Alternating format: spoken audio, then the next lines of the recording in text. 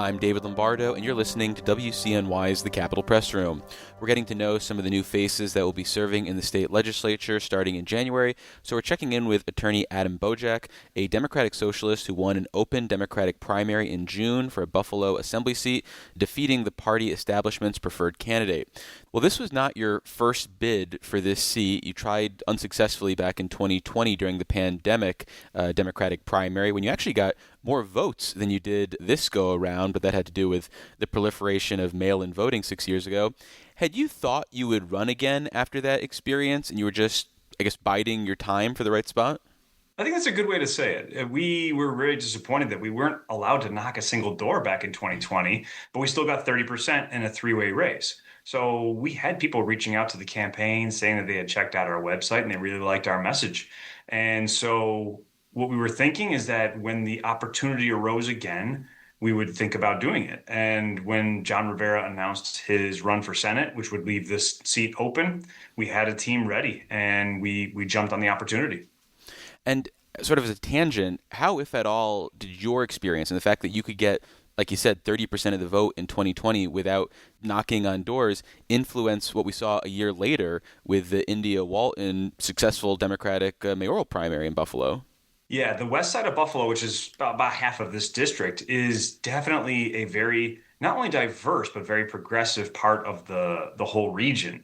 And we knew that our messaging did very well in this area, and it's where Buffalo DSA has its strongest roots as well. And so when India announced her run the next year, I ran her field along with Eve Shippens, and we also saw the same thing that on the west side of the city, she really cleaned up. That messaging is very well received, not just in the city, but we found also out in the town of Hamburg, Blaisdell, and in Lackawanna. When we talk to people and tell them our vision for New York, it's very well received everywhere. So a cynical view of this succession in the 149th Assembly District would be one Democrat out, new Democrat in. What's going to be the difference? So from your perspective, how do you think your presence in the Assembly will be different than your predecessor, Democrat John Rivera, who, as you mentioned, is heading to the state Senate? I'm very excited about how we're talking about the issues. I think we ran a campaign, number one, that has not been run in Western New York as far as we know. And then number two, we're talking about things in a way that has never been talked about in this region, aside from probably India's campaign and that small shot we took in 2020.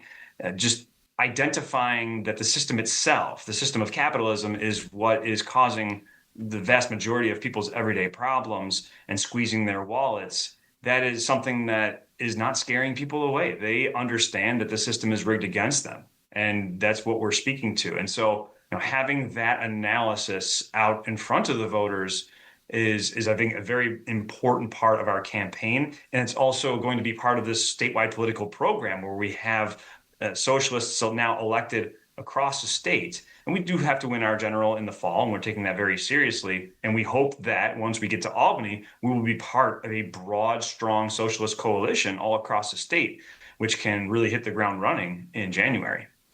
For 8 years, though, we've seen Democratic Socialists in office here in the state legislature, and some of them blend in with their fellow Democrats on key votes. Others stand out. So I think it's fair to say that not every Democratic Socialist approaches this job the same or takes the same votes. So have you thought about what sort of mark you want to leave in terms of how you will approach compromise, how you will approach when you need to draw a line in the sand on those really stark, clear values that you believe in? I think it's important to say that the socialists that are in office across the state of New York have a robust internal democracy as well. And so when issues do arise, they are talking about them as a group, and those are hashed out, in front of DSA itself. So there is transparency in everything that happens. And so if there are differing opinions on votes, those are spoken about ahead of time. There are very few surprises when it comes to the socialist delegation. And I look forward to joining those conversations because I think Western New York has been overlooked in many ways over the years, not necessarily because of anybody that was elected here, but just because of how the weight is stronger in the New York City area, just for everything in the state. And so bringing that stronger voice to Western New York and saying that we are going to work together across the state to make sure that things like tenant protections are not only selectively enforced in certain counties, they're everywhere. Every tenant across the state needs the same protections. So things like that are what I'm really excited to fight for in Albany. But when it comes to votes on standalone legislation or the budget, do you get your marching orders, so to speak, from those DSA collaborations, or do you feel that you have the agency to cast a vote the way you see fit? Yeah, there's no such thing as marching orders. That's that'd be illegal if there's some outside force telling us how to vote. But what it is, it's consensus. Those discussions are had, and a consensus is reached. But just to be clear, though, not every Democratic Socialist here in Albany votes the same way. You have the state Senate where Jabari Brisport might vote no on a bill, but Kristen Gonzalez and Julia Salazar vote yes. Absolutely, and like I said, they talk about that ahead of time so that there are no surprises. That they do reach an internal consensus among themselves, so that it doesn't surprise anybody else. Yeah. Interesting. So you're saying all those votes are kind of coordinated to some degree? Like the colleagues in the DSA serving the legislature know how the other DSA members are going to vote? I mean, there are hundreds of bills. I mean, like naming a post office. Try thousands of bills. Yeah, right. So, And they don't although talk post about every single offices bill. are, I think, the domain of the federal government. But no, our transparency is what is paramount. So, discussing things ahead of time. And I have not been personally part of these conversations, so I cannot sit here and say that they have talked about every single thing ahead of time. But I am saying since winning my primary and joining in these meetings with the downstate electeds, I can at least reflect on what I have seen personally. You mentioned housing issues, and that's kind of in keeping with your professional career, where according to your campaign website and LinkedIn, you've worked on housing as well as family court issues in a legal perspective. So can you expand on how you're going to use that background to maybe shape and influence some of these policy areas? I'm definitely going to be leaning on my background there, and a lot of the organizers I've met over the years, not just here in Buffalo, but across the state.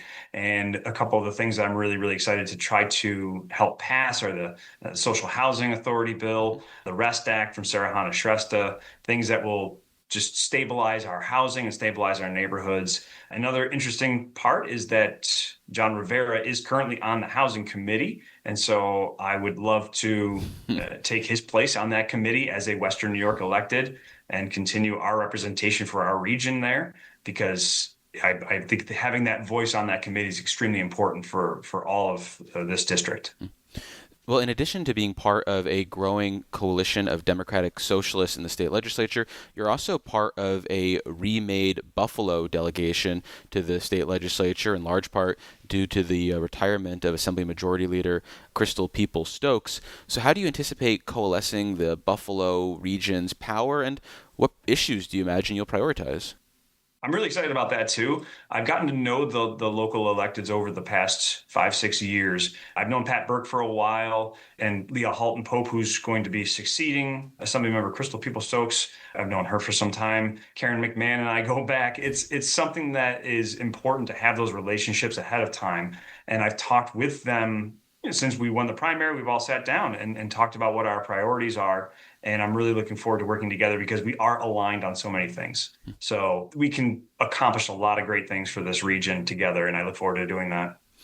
One of the major problems that the legislature is going to have to deal with next year appears to be the state's fiscal condition, with most analysis suggesting that we're going to have some structural deficits to deal with that might be tough to paper over the way Albany traditionally likes to. How do you think about the state's fiscal situation, and do you think there needs to be a big break from the status quo when it comes to how we approach budgets, or is it reasonable to think that we can continue to approach this in the same framework? I'll answer that in a couple different ways. Number one, I think the idea of how to pass a budget needs to change as well. We saw this gridlock in one of the latest budgets in recent memory this past session. And the speaker, Carl Hastie, was extremely frustrated, and he said that he wants to make that process different so that it cannot be held up by the governor for some non-budgetary policy items. I agree with him completely, and I look forward to trying to help them change that process as well, so we don't have this morass in the legislature that takes up months and months. But as for the budget itself, we have to tax the rich. That's number one with a bullet on everybody's agenda. It was one of the things that in the Democratic primary in my race, all three of us had it on our platform. When a conservative PAC funded by DraftKings and FanDuel tried to spend in our race and buy it for our opponent, they were telling everybody that she was going to tax the rich because they did the polling. They know it's popular. So we have to bring in more revenue. We can't keep thinking that we're going to cut everything out. We need these public programs. We need these services in our communities. That's what stabilizes people's lives. It's what gives them the ability to go to work, to have children, and have good housing. So, well, can you elaborate on that? I mean, what would you like to see additional revenue go toward? Because from one perspective, it could just bridge the existing gaps and the predicted growth that we already have in the budget. But it sounds like you'd like to see it spent on new or additional programs. Well, number one, we do have to protect what we already have. We are going to lose a lot of healthcare coverage because of the federal government pulling out the rug. So we have to make sure that everybody who's on Medicaid is not getting kicked off that. We have to protect our children and our elderly and make sure that they have everything that they need. Our disabled neighbors that are going to be really squeezed. I have one of my clients, a ward who relies on the paratransit access line, and their funding is getting squeezed now. So just all these different ways that we have to protect what we already have, but then fight for more, like universal childcare. That's something that would be transformative just in my life. We have 2 small children under the age of 5, and daycare is by far our biggest monthly bill. And having the ability to take our children somewhere safe and know that it's not going to blow a hole in our household budget every month, that would be transformative for us. And it would be transformative for all the low-income people I represent in family court as well. A lot of people who can't go to work because they can't find affordable childcare to allow them to go to work. And the job doesn't pay enough to pay for the childcare. So these awful, vicious circles we put people in, we can get out of them by just providing what people need. Looking at the shape of your district and the partisan vote by geography, it seems drawn to maximize Democratic representation in the area. As you've lived and campaigned in this area, does the 149th Assembly District make sense to you as a compact area with common interests, or is there a case to be made that it should be redrawn? Well, I was not around for the last redraw. It's changed a lot over the past maybe 20, 30 years because it used to have some North Country as well. But I like it because it is so diverse socioeconomically, because the working people of Hamburg have the same problems as the working people of the West Side, Riverside. And that is what I think is really important about what we're saying with our campaign and our political program is it doesn't matter where you live. If you are a renter, you're facing the same problems. It doesn't matter where you live. If you're a parent, you're facing the same problems. So we can do these very important programs because universal problems need universal solutions. We don't have to pit one geographic area against another or say that there are 2 differing of interests because everybody's in this boat together. Well, unfortunately, that's all the time we have for this conversation. We've been speaking with attorney Adam Bojak, a Democratic Socialist who won the Democratic primary for a blue assembly seat in Buffalo earlier this summer. Adam, thank you so much for making the time. I really appreciate it. Thank you. Thank you for having me.